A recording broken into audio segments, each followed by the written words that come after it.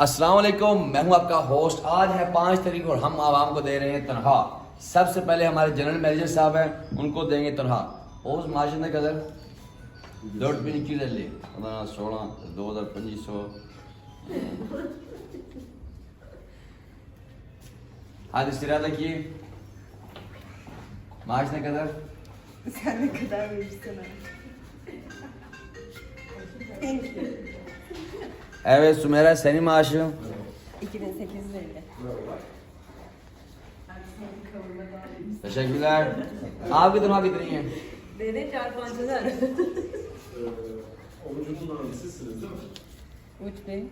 Tamam. Abla senin maaşın? 5000.